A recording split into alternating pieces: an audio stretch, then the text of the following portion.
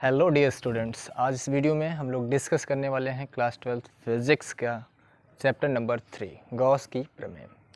इससे पिछले वीडियो में हमने आपसे डिस्कस किया था कि गॉस लॉ का प्रूफिंग कैसे करेंगे और गॉस लॉ से संबंधित कुछ पॉइंट्स थी कि कब कैसा गॉसियन सरफेस सिलेक्शन किया जाएगा। पॉइंट चार्ज की वजह से गॉसियन सरफेस कैसा लेंगे, लिनियर चार्ज मेरे पास होगा यानी रेखीय आवेश होगा तो उसके कारण गॉसियन सरफेस कैसा लेते हैं, और यदि समतल चादर के रूप में हो, किसी सीट के रूप में हो, आयताकार सीट हो, उस पर यदि चार्ज डिस्ट्रीब्यूट हो तो गॉसियन सरफेस कैसे सेलेक्ट किया जाता था। इससे पिछले वीडियो में हमने इन्हीं टॉपिक पर डिस्कस किया था। आज इस वीडियो में हम आपसे डिस्कस करेंगे कुछ गॉस लॉ पे एक आध सवाल है, उसके बाद पॉइंट चार्ज की वजह से बिंदु आवेश के कारण वैद्युत क्षेत्र की तीव्रता का फार्मूला निकालेंगे, प्रूफ करेंगे और लगे हाथ कूलम्स के नियम को भी वेरीफाई करेंगे। तो देखते हैं, क्वेश्चन मैंने लिखा है कि चित्र में ये फिगर्स आपको दिखाई दे रहा है। इस फिगर्स में Q1 चार्ज आपको सामने दिया है +10 माइक्रोकूलम, Q2 चार्ज है 6 माइक्रोकूलम का और Q3 चार्ज है -10 माइक्रोकूलम का। कह रहे गॉसियन पृष्ठ S1 है, ये वाला गॉसियन सरफेस है जिसका नाम S1 है, जिसमें Q1 चार्ज रखा गया है और S2 है, S3 है, से गुजरने वाला फ्लक्स ज्ञात करना हमें। S1 से, S2 से और S3 से पास आउट होने वाले फ्लक्स मुझे फाइंड आउट करना है। एप्सिलॉन नॉट का वैल्यू हमें दे दिया है 8.85 × 10⁻12 कूलम स्क्वायर बटा न्यूटन टू मीटर स्क्वायर। तो कैसे सॉल्व करेंगे, सबसे पहले आपको पास जो गॉसियन सरफेस है, ये जो गॉसियन सरफेस है आपके पास, आपको देखना पड़ेगा इस गॉसियन सरफेस से कितना चार्ज कनेक्टेड है, सॉरी कवर्ड है, कितना चार्ज ढका हुआ है। ये Q1 चार्ज यहीं पे है ना, आप कंफ्यूज ना हो, ये जो Q1 चार्ज है वो इसी गोले के अंदर है, S1 पृष्ठ से ढका है। तो गॉसियन सरफेस के अंदर जितना चार्ज होगा, फ्लक्स निकालते समय मेरे पास फार्मूला होता है फाई ई निकालने का, Q in upon epsilon not, Q in upon epsilon not. यहाँ पे Q इन S1 पृष्ठ से घिरा हुआ चार्ज मेरे पास कितना है, तो केवल और केवल Q1 चार्ज है। यहाँ पे आप लिख सकते हैं Q1 upon epsilon not. Q1 का वैल्यू आपको सवाल में गिवन है +10 माइक्रोकूलम, तो फाई इज इक्वल टू आएगा 10 microcoulomb upon epsilon not. Epsilon not का वैल्यू आपको ऑलरेडी गिवन है 8.85 × 10⁻12। कूलम्स को यहाँ से ब्रेक करेंगे तो आपको पता है, सॉरी माइक्रोकूलम को यहाँ से हटाएंगे तो 1 माइक्रोकूलम में होता है 10⁻6 कूलम्स अपान 8.85 × 10⁻12। इस डाटा को सॉल्व करेंगे तो यहाँ से देखते हैं कितना आता है फ्लक्स। तो घातों का हिसाब करें तो यहाँ से आ जाएगा 10 पे जाएगा तो 12 घात और 1 घात मिलके 13 घात होगा, 13 में से 6 घात घट जाएगा तो मेरे पास बचेगा 7। 13 में से 6 घात घटेगा तो कितना घात आएगा, 7 घात बटा नीचे आ जाएगा 8.85। इसे पुनः यदि सॉल्व करें 100 से डिवाइड और मल्टीप्लाई करके तो 100 बटा के 885 और इस 10 पे घाते 7 में से 1 जीरो हम यहाँ ले लें तो 1000 हो जाएगा और यहाँ 10 पे घाते 6 बचेगा। इसे 5 से डिवाइड करें, है ना, 5 से डिवाइड करें तो देखते हैं कितना आता है। 5 से डिवाइड करोगे तो आ जाएगा 5 दूना के 10 200 और इसे कटाओगे तो 5 एकम 5 और 3 38 होगा, 5 साते 35 और बचेगा 3 पुनः 5 साते 35, 177 आएगा। ठीक है, 177 × 10 पे घाते 6 यहाँ पे रहेगा। ठीक है, अब 177 का 200 में भाग दे लेते हैं, देखते हैं 177 का 200 में भाग देने पर कितना बार जाएगा, एक बार जाएगा तो 177। यहाँ से बचेगा मेरे पास 10 में से 7 जाएगा 3, 10 यहाँ 9 में से 7 जाएगा 2 और ये बच जाएगा मेरे पास कुछ नहीं, कैंसिल हो जाएगा। 10 लगाएंगे तो यहाँ 230 हो जाएगा, तो एक बार पुनः जाएगी 177 होगा और समथिंग कुछ और आएगा। ठीक है, तो मेरा जो भाग देने पर वैल्यू जाएगा वो आएगा 1.1 × 10⁻6 और मीटर स्क्वायर बटा के कूलम या न्यूटन बटा कूलम इंटू मीटर स्क्वायर। ठीक है, ये आ गया किसका वैल्यू, S1 सरफेस से पास आउट होने वाले फ्लक्स का मान आ गया। इसी तरह हमसे कह रहा है कि S2 सरफेस से पास आउट होने वाले फ्लक्स का वैल्यू बताइए, तो आइए निकालते हैं। S2 से गुजरने वाला फ्लक्स, S2 से गुजरने वाला फ्लक्स देखो वही सूत्र होगा phi E is equal to Q net Q in upon total Q in upon epsilon naught. ठीक है, टोटल कुल Q क्यू इन का मतलब कुल उस पृष्ठ से घिरा हुआ S2 पृष्ठ से घिरे हुए कुल आवेश अपान के एप्सिलॉन नॉट। अब S2 पृष्ठ से घिरे हुए कितने चार्ज मेरे पास हैं, 2 चार्ज हैं, कौन कौन, Q1 प्लस Q3 अपान के क्या epsilon naught. Phi E is equal to Q1 मेरे पास कितना है, Q1 मेरे पास सवाल में है 10 माइक्रोकूलम, 10 माइक्रोकूलम प्लस Q3 मेरे पास सवाल में कितना है -10 माइक्रोकूलम। Q3 कितना है -10 माइक्रोकूलम, यहाँ पर कितना लिखेंगे -10 microcoulomb upon epsilon not, -10 microcoulomb. ठीक है जी। वैसे तो यूनिट की ज़रूरत नहीं है, यूनिट तो बाद में भी लिख देंगे, है ना। अपान एप्सिलॉन नॉट का वैल्यूज एप्सिलॉन नॉट रहने दो, ठीक है। अब 10 में से 10 जाएगा 0, 0 बटा epsilon naught is equal to 0, यानी S2 सरफेस से पास आउट होने वाला जो फ्लक्स का वैल्यू है वो 0 है, यानी एक भी फ्लक्स लाइंस पास आउट नहीं हो पा रही है S2 सरफेस से। बात करेंगे यदि S3 सरफेस से कितना फ्लक्स पास आउट होगा, तो इससे हम इरेज कर देते हैं और यहाँ पे आपको दिखा देते हैं S3 सरफेस से पास आउट होने वाला फ्लक्स। देखो ध्यान से, तो S3 ये बड़ा वाला गॉसियन सरफेस है, S3 ये बड़ा वाला गॉसियन सरफेस है जिससे कितने फ्लक्स कितने चार्जेज हैं इस S3 सरफेस के अंदर, तो यही आपको देखना पड़ता है। तो आपके पास 3 चार्जेज हैं ना, तो S3 से गुजरने वाला, ये S3 है, S3 से गुजरने वाला फ्लक्स,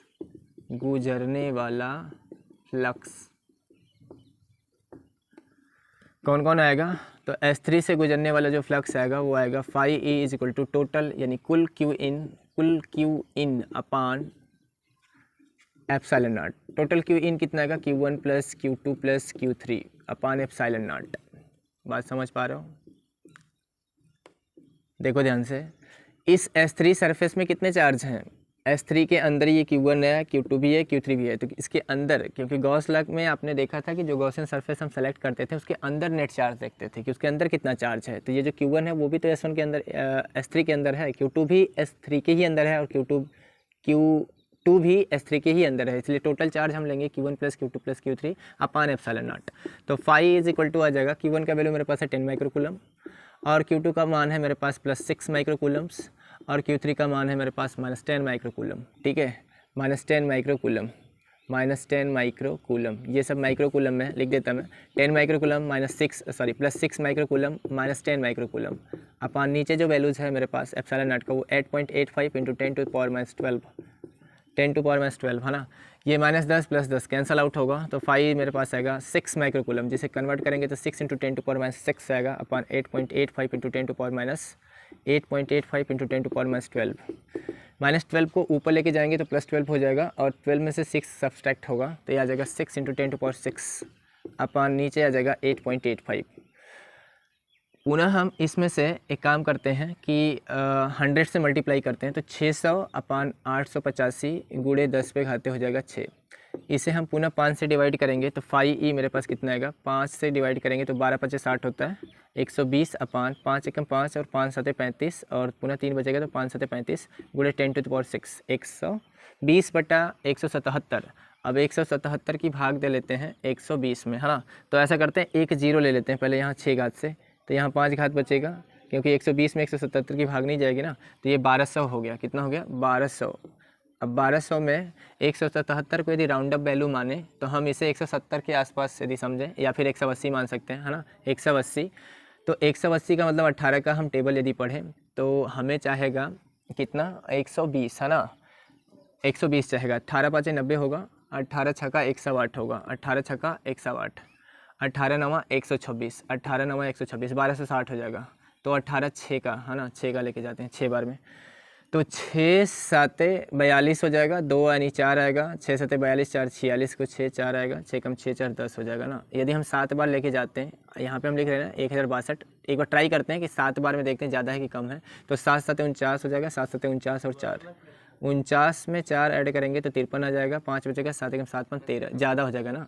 तो 6 बार लेके जाते हैं भाग, 6 बार ही जाएगा, 6 बार में 1062 आया था, 6 बार में 1062 आया था, तो भाग जाएगी 6 टाइम्स जाएगी, तो यहाँ से आ जाएगा मेरे पास 6, कितना बचेगा, 10 में से 2 जाएगा 8, यहाँ 9 में से 6 जाएगा 3 और यहाँ बचेगा 1, ये कैंसिल आउट हो जाएगा, डेसिमल यहाँ पर बढ़ाएंगे तो ये हो जाएगा 1380।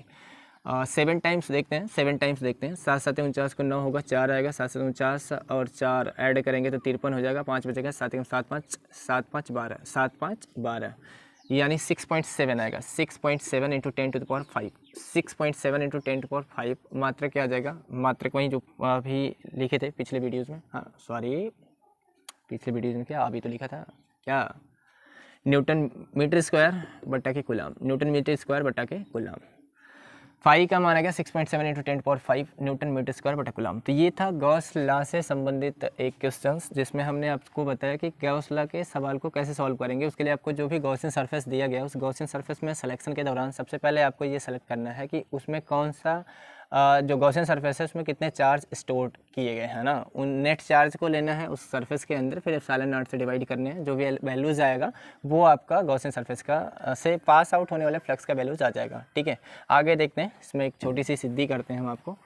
बिंदु आवेश के कारण हम वैद्युत क्षेत्र की तीव्रता निकालते हैं, देखते हैं कितना आता है पॉइंट चार्ज की वजह से। इलेक्ट्रिक फील्ड इंटेंसिटी का वैल्यू है ना, तो हेडिंग लिखते हैं, हेडिंग लिखेंगे बिंदु आवेश के कारण, बिंदु आवेश के कारण वैद्युत क्षेत्र की तीव्रता, वैद्युत क्षेत्र की तीव्रता कूलाम के नियम की उत्पत्ति। और इसी लगे हाथ हम देख लेंगे कूलाम के नियम की उत्पत्ति, कूलाम के नियम की उत्पत्ति। ठीक है जी, तो बिंदु आवेश के कारण वैद्युत क्षेत्र की तीव्रता निकालेंगे, यानी इलेक्ट्रिक फील्ड इंटेंसिटी निकालेंगे। Electric field intensity, intensity due to a point charge, due to a point charge, deduction of Coulomb's law and deduction of, या डिड्यूस, डिडक्शन भी कह सकते हैं है ना, deduction of Coulomb's law, deduction of Coulomb's law, deduction of Coulomb's law.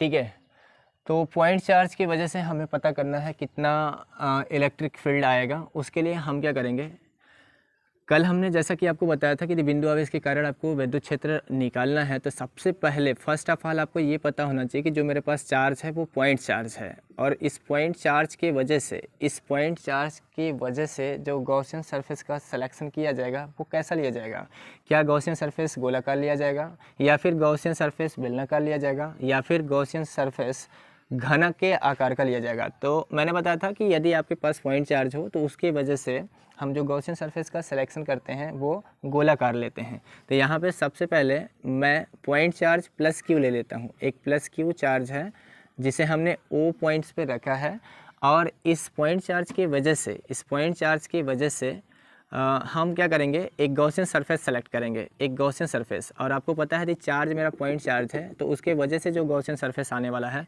वो गोलाकार आएगा। क्या आएगा? गोलाकार। मतलब क्या मानते हैं, मानते क्या हैं, गोला ही तो मानते हैं ना। यदि बिंदु आवेश हो मेरे पास तो बिंदु आवेश के कारण, बिंदु आवेश के कारण जो गॉसियन सरफेस का सिलेक्शन किया जाता है वो कैसा किया जाता है, गोलाकार। ये बात आपको याद होनी चाहिए कि बिंदु आवेश के कारण गॉसियन सरफेस का सिलेक्शन गोलाकार, रेखीय आवेश के कारण जो गॉसियन सरफेस लिया जाता है वो बेलनाकार, और यदि आयताकार समतल या चादर है उसके वजह से जो गॉसियन सरफेस लिया जाता है वो या तो बेलनाकार लिया जा सकता है या फिर घन के आकार का लिया जा सकता है। तो ये प्लस क्यू हो गया पॉइंट चार्ज जिसे ओ पर रखा है। इसके लिए हम एक गॉसियन सरफेस एज्यूम किए हैं और इसकी रेडियस हम मान लेते हैं स्मॉल आर है। ठीक है, इसकी रेडियस कितनी है, स्मॉल आर। और स्मॉल आर से दूरी पर लेट सपोज कोई पॉइंट्स पी है, स्मॉल आर डिस्टेंस पर कोई पॉइंट्स क्या है, पी सिचुएटेड है। ये पी पॉइंट्स है जहाँ पे हमें क्या निकालना है, इलेक्ट्रिक फील्ड इंटेंसिटी पता करना है। तो फर्स्ट ऑफ ऑल हम लोग क्या करेंगे कि ये जो गॉसियन सरफेस है, इस गॉसियन सरफेस में, इतने बड़े गॉसियन सरफेस से पास आउट होने वाले फ्लक्स को निकालने से पहले हम एक छोटी सी एरिया कंसिडर करेंगे। एक छोटी सी एरिया, एक छोटा सा स्फीयर कंसिडर करेंगे। इस छोटे से स्फीयर के वजह से हम पहले ये पता करेंगे कि इसके वजह से कितना फ्लक्स आ रहा है या कितना फ्लक्स लाइन पास आउट हो रही है इस छोटे से स्फीयर की वजह से। तो जैसा कि आपको पता है कि यदि पॉजिटिव चार्ज आपके पास है तो पॉजिटिव चार्ज की वजह से जो इलेक्ट्रिक फील्ड का डायरेक्शन होता है वो धन आवेश से दूर होता है। तो इसके वजह से जो इलेक्ट्रिक फील्ड होगी वो बाहर की तरफ होगी, धन आवेश से दूर होगी। और ये जो हमने यहाँ पे छोटा सा पीस लिया है, इसका जो एरिया है ये डी है, काफ़ी छोटा सा है। और एक चीज़ आपको और पता है कि जो एरिया वेक्टर हम लोग लेते हैं, जो क्षेत्रफल सदिश कंसीडर करते हैं, वो पृष्ठ के लंबवत बाहर की तरफ लेते हैं। तो एरिया वेक्टर जो एरिया वेक्टर होगा डी वो भी ई के ही डायरेक्शन में होगा। ऐसा क्यों? क्योंकि ये एक तरह से इसे समझो आप, तो ये आपका गोला है और गोले के किसी भी पार्ट्स पर, गोले के किसी भी हिस्से पर यदि आप इलेक्ट्रिक फील्ड की डायरेक्शंस को देखो तो पॉजिटिव चार्ज की वजह से इलेक्ट्रिक फील्ड का डायरेक्शन गोले के हर एक सरफेस पर बाहर की तरफ होगा। और जो एरिया वेक्टर होगा वो भी किसी भी पार्ट्स पर, आप इसके सरफेस पर आप देख लीजिए, तो एरिया वेक्टर भी हर जगह गोले के पृष्ठ के लंबवत बाहर की तरफ ही होगा।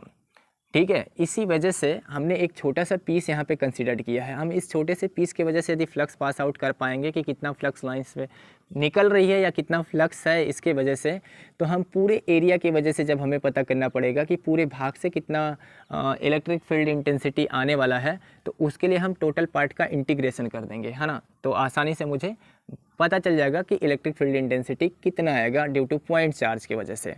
तो हम कुछ कहानियाँ लिखेंगे। कहानियाँ का मतलब वो माना वाली बात जो होती है उसे यहाँ पे लिखा जाएगा। तो हम लिखेंगे माना एक बिंदु आवेश, माना एक बिंदु आवेश प्लस क्यू बिंदु ओ पर स्थित है, ओ पर स्थित है, जहाँ से ओ पर स्थित है, जहाँ से स्मॉल आर दूरी पर कोई बिंदु पी स्थित है, कोई बिंदु पी स्थित है,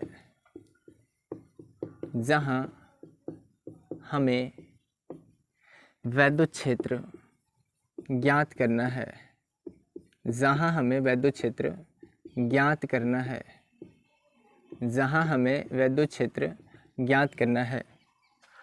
ओ को केंद्र मान के, ओ को केंद्र मानकर, ओ को केंद्र मानकर, ओ को केंद्र मानकर स्मॉल आर त्रिज्या का, स्मॉल आर त्रिज्या का एक गोलीय गॉसियन पृष्ठ, एक गोलीय गॉसियन पृष्ठ, गोलीय गॉसियन पृष्ठ खींचा जो P से होकर जाता है, जो P से होकर जाता है, P से होकर जाता है। और पृष्ठ के प्रत्येक भाग पर, पृष्ठ के प्रत्येक भाग पर E का मान समान एवं दिशा लंबवत बाहर की ओर, बाहर की ओर है। ठीक है जी, ये कहानी तो आपको लिखना ही पड़ेगा। प्रूफिंग के दौरान आपको कुछ न कुछ बातें तो ज़रूर लिखना पड़ेगा कि आखिर इसका डेरिवेशन कैसे करेंगे। तो इसके लिए मैंने कुछ नहीं किया, मैंने क्या किया, एक पॉइंट चार्ज लिया था पॉजिटिव Q, जिससे स्मॉल r डिस्टेंस पर मैंने एक स्फीयर यानी गोली गॉसियन पृष्ठ, ये गॉसियन पृष्ठ है, ये गॉसियन पृष्ठ है, तो गोली गॉसियन पृष्ठ खींचा था, जहाँ पे जो गॉसियन पृष्ठ इस कदर लेना था जो P से पास आउट होके, और उस गॉसियन पृष्ठ का सेंटर क्या होना चाहिए, O। और इस गोले के हर एक पृष्ठ पर जो एरिया वेक्टर होगा उसका डायरेक्शन भी पृष्ठ के लंबवत बाहर की तरफ होगा, और जो वैद्युत क्षेत्र की तीव्रता होगी वो पॉजिटिव चार्ज की वजह से इससे दूर होगी। जैसा कि आप समझ सकते हैं, कोई गोलाकार पीस ले सकते हैं, जस्ट लाइक आप नींबू ले सकते हैं। नींबू के किसी भी हिस्से को आप देखें, नींबू के किसी भी हिस्से को आप देखें तो उस पर कोई भी लाइन यदि ड्रा करें नींबू के ऊपर, है ना, नींबू लेके, गोलाकार नींबू होता है, गोलाकार का मतलब वो गोलाकार नहीं कहेंगे उसे, हाँ गोलाकार ही कहेंगे, वृत्ताकार तो नहीं होता है, गोलाकार होता है। और गोले के उस गोले के किसी भी सरफेस पर यदि कोई सा भी मतलब पीन वगैरह उसमें चुभा के, पीन चुभाने का मतलब आप मान सकते हैं कोई उसमें किली या फिर माचिस की तीली भी उसमें गाड़ दें और गाड़ के देखें तो जो तीली होगी वो नींबू के पृष्ठ के परपेंडिकुलर होगी, है ना। तो वैसा ही यहाँ पे भी कल्पना किया गया है कि जो गोला होगा उस गोले के हर एक भाग पर एरिया वेक्टर जो होगा वो और इलेक्ट्रिक फील्ड इंटेंसिटी दोनों उसके परपेंडिकुलर होंगे। किसी भी शेप से आप समझ के देख सकते हैं ना उसको। तो इसके लिए हम क्या करेंगे, इससे निकालेंगे हम फ्लक्स, है ना। तो हम पूरे हिस्से से फ्लक्स पास आउट कराते हैं, देखते हैं कितना आता है। लंबवत है तो संपूर्ण पृष्ठ से गुजरने वाला फ्लक्स, संपूर्ण पृष्ठ से गुजरने वाला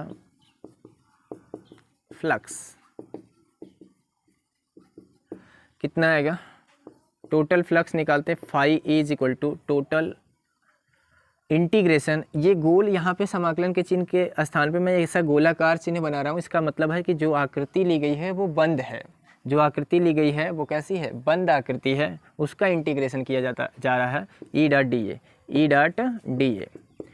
इसे जब ब्रेक करेंगे ई डॉट डी ए को तो यहाँ से आएगा E into D A into cos of theta, into cos of theta. Figures में देख के थीटा आप बताओ, तो जितना ई है जिधर ई है उधर ही डी ए भी है, तो इन दोनों के बीच एंगल बनेगा, जवाब है नहीं, एंगल जीरो बनेगा, क्योंकि दोनों या तो समपाती हो सकते हैं या फिर एक दूसरे के पैरेलल भी मान सकते हैं। यदि पैरेलल माने या समपाती माने, उन दोनों केसेज में थीटा का आएगा 0 डिग्री आएगा।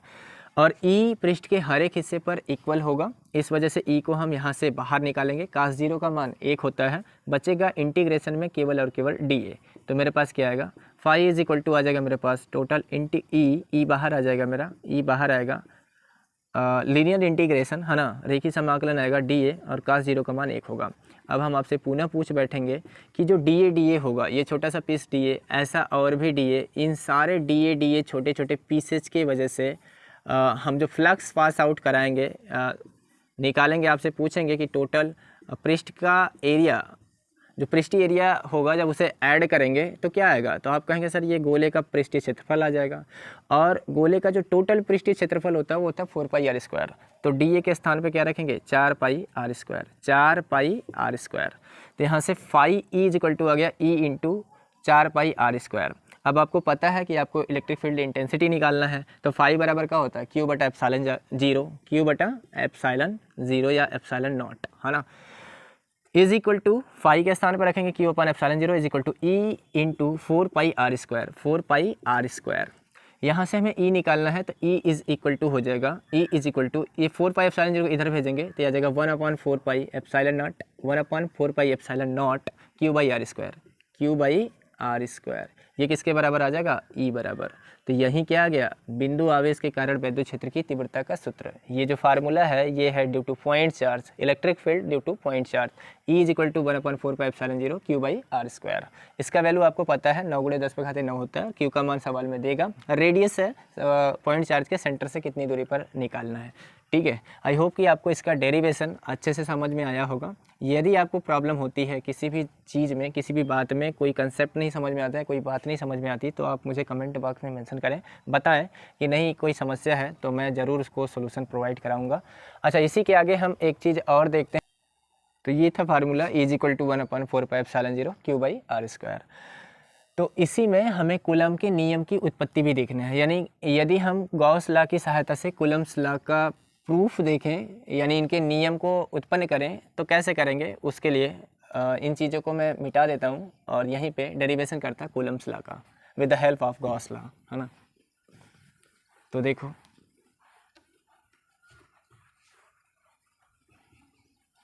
इसके लिए क्या मानेंगे हम, गॉस लॉ की सहायता से कूलम्स लॉ प्रूफ करने के लिए हम एज्यूम करेंगे कि इस पी पॉइंट्स पर यदि मेरे पास कोई चार्ज हो, क्यू नॉट कोई चार्ज हो, इस पी पॉइंट्स पे क्यू नॉट चार्ज सिचुएटेड हो, तो मैं लिखूंगा यदि बिंदु P पर, यदि बिंदु P पर क्यू नॉट आवेश स्थित हो, क्यू नॉट आवेश स्थित हो, क्यू नॉट आवेश स्थित हो, तब जो Q0 होगा इस पर कितना इलेक्ट्रिक फील्ड इंटेंसिटी लगेगी उसकी बात करेंगे। तब इस पर लगने वाला बल, यानी Q0 पर लगने वाला बल, इस पर लगने वाला बल,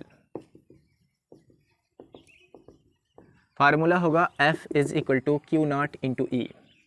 F इज इक्वल टू क्या होता है क्यू ई, इस पर कितना बल लगेगा, कितना वैद्युत बल लगेगा, F बराबर क्यू ई, वैद्युत क्षेत्र की तीव्रता से E बराबर F बटा क्यू नॉट होता है, ठीक है, E बराबर F बटा क्यू नॉट होता है, तो F बराबर क्यू नॉट इंटू ई। अभी E का मान निकाला मेरे भाई, E बराबर अभी भी निकाले थे 1/4 pi epsilon naught into Q by R square. तो यहाँ से क्या होगा, F इज इक्वल टू आ जाएगा 1/4 pi epsilon naught Q into Q naught by R square. ये किसका नियम प्रूफ हो गया, कूलम्स का नियम प्रूफ हो गया। किसकी सहायता से, गॉस लॉ की सहायता से हमने कूलम्स का लॉ प्रूफ कर दिया। यही कूलम का नियम है, यही कूलम का नियम है।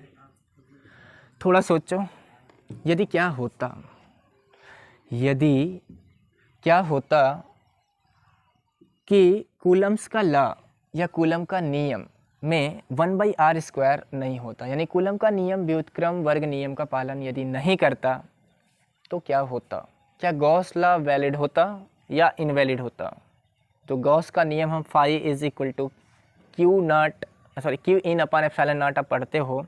यदि कूलम्स लॉ 1/r² वेरी नहीं करता या उसका फार्मूले में 1/r² नहीं होता या r² के स्थान पर r³ होता, तो क्या गॉस लॉ वैलिड होता। आइए टेस्ट करते हैं, समझते हैं इस बात को।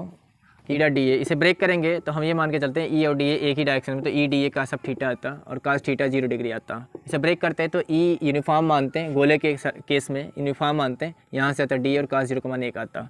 तो पुनः फाई ई निकालते हैं तो यहाँ से आ जाता ई का जो फार्मूला आता 1/4 pi epsilon naught into Q by r³ आता, और जो पृष्ठीय गोले का पृष्ठीय क्षेत्रफल आएगा वो 4 पाई स्मॉल r² आएगा। 4 पाई से 4 पाई कैंसिल, स्मॉल r² से r कैंसिल, यह आ जाएगा q अपान एप्सिलॉन 0 इंटू r। यहाँ से निष्कर्ष निकल रहा है कि यदि कूलम्स लॉ के फार्मूले में 1/r³ होता तो गॉस लॉ गोले की आकृति पर डिपेंड करने लगता, उसकी रेडियस पर डिपेंड करने लगता, जबकि हमें पता है कि गॉस लॉ किसी भी आकृति आकार के लिए वैलिड नहीं, किसी भी आकृति आकार पे निर्भर नहीं करता है। शेप आप कैसे भी ले लीजिए, साइज कैसी भी रहे, गॉस लॉ से कोई मतलब नहीं होता है। बस मतलब होता है गॉस लॉ में कि केवल और केवल आकृति कैसी होनी चाहिए, बंद होनी चाहिए, बस। तो इसी वजह से कूलम का नियम और गॉस का नियम एक दूसरे का संपूरक होता है। किसी एक को आप मौलिक मान के दूसरे को प्रूव कर सकते हो आसानी से, क्योंकि इन दोनों में एक अच्छा खासा कनेक्शन है, ठीक है। तो ऐसा होता नहीं है कि कूलम्स का जो नियम है वो 1/r³, इसीलिए नहीं हो सकता है ना। 1/r³ नहीं होता है कूलम के फार्मूले के डेरिवेशन में या कूलम के नियम में 1/r² होता है, ठीक है। नहीं तो कूलम गॉस लॉ हो जाएगा, फेल हो जाएगा। आई होप कि आप मेरी बात अच्छे से समझ पाए होंगे। तो आज के लिए बस नहीं करते हैं, शेष चीज़ें हम आपको नेक्स्ट वीडियो में प्रोवाइड कराएंगे। Thanks for watching my videos.